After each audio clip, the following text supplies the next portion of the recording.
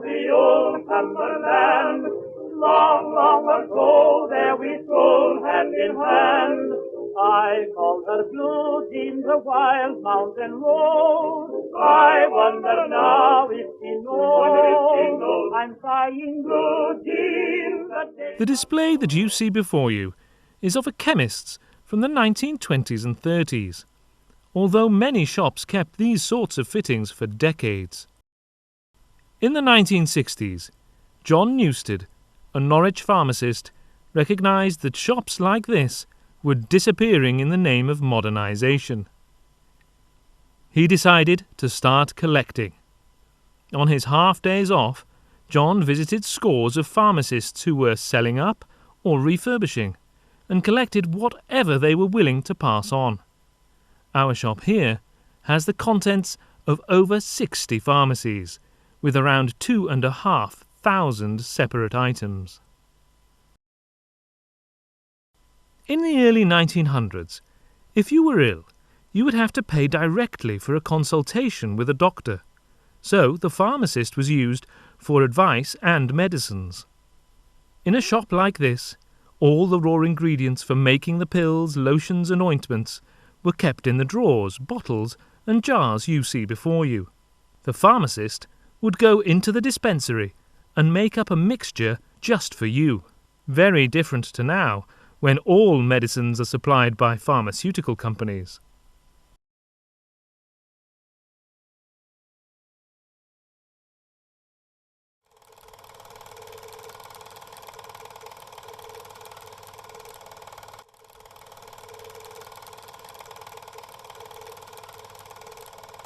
Well, apart from something for indigestion, diarrhoea, constipation, the mums would come in when they'd cut themselves. They'd come in with a hand wrapped in a towel, and they would expect me to then treat the injury, and if it was bad enough, arrange to get them off to hospital, for which they neither offered or were asked for payment for anything that was used on there. But they'd come in with things in the eye, which I'd have to remove. I had my little brush in a tube, and I would take them through into the dispensary and sit them down and roll their eyelid back and remove the foreign object. And but you see, nowadays the pharmacist is not allowed to touch the customer, and he can't minor ailments. He can't deal with them. He's not allowed to prescribe.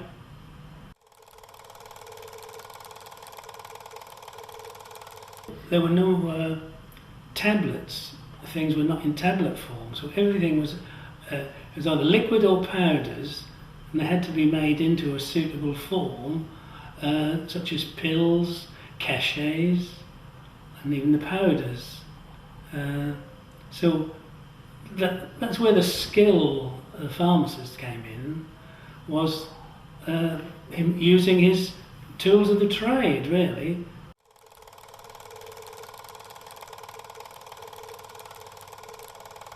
Most important part of the tools was the balance.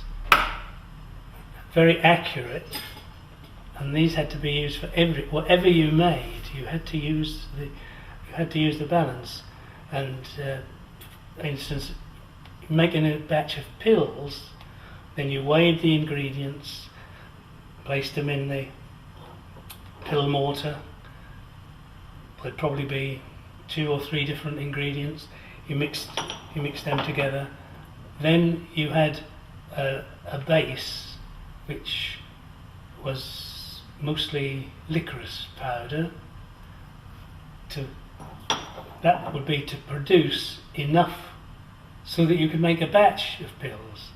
If you've just used the ingredients, there wouldn't be enough to make a pill. You then need to mix them with the liquid glucose to make it stiff, and you've finished up with a lump on the bottom, which was the pill mass.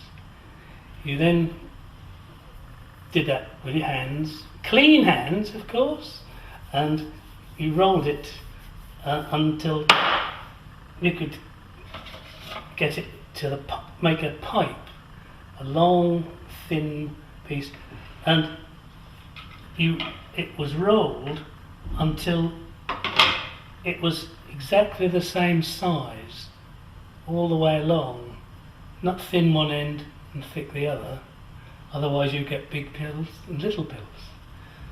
Then the pipe would be placed on the cutter,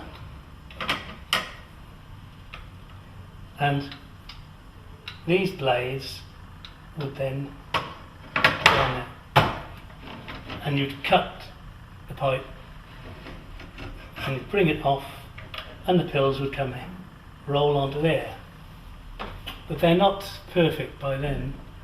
You then have to get each one in your fingers, and you'd have to roll them until they you got all the little edges off them, and then they were put into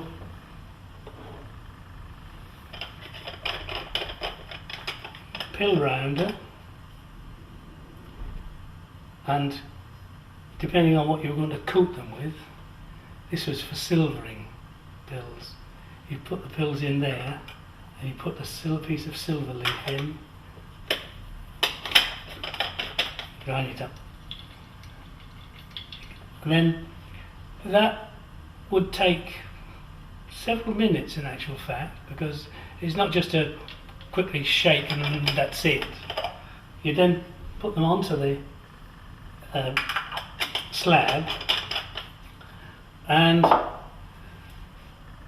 you then have to varnish them. Well, that's a varnishing pot, and the pill varnish,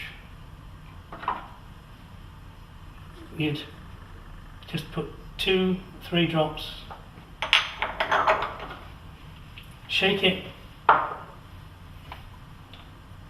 onto there, and then very quickly with a glass rod you'd have to separate them, because they'd all stick together as the varnish evaporated, and you had to move them out, and then you'd have to leave them for half an hour to harden before you could put them in the box and label them, each little pill box.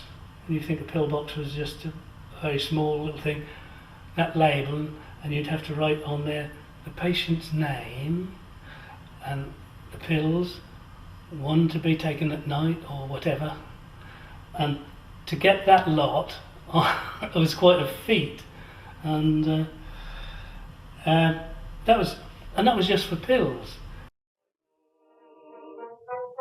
Blue jeans, the days of since you went away, I'm lonely, honey dear, I want you only. Blue jeans, I dream of you, promise me that you'll be true, the wildwood May. When the National Health Service was introduced in 1948, healthcare became free to everyone, and the role of the pharmacist changed. John Newstead qualified shortly after this date and opened his first shop in 1960. Whilst he was a practicing pharmacist in Norwich, John collected the tools of his trade, along with fixtures and fittings of shops closing or modernising. John saw that his profession was changing, and he wanted to preserve its history for the future. At first, this collection was displayed in a specially recreated shop at the back of John's own home, which he ran as a small private collection. In the 1980s, the pharmacy was donated to the Bridewell Museum, where it has been a firm favourite with our visitors ever since. It remains one of the most complete pharmaceutical displays in the country today. I can hear the softly calling happy days with you recalling down where the grass is blue in the fields where I met you that trail up yonder. We used to wander their pretty blue jeans. I wait for you.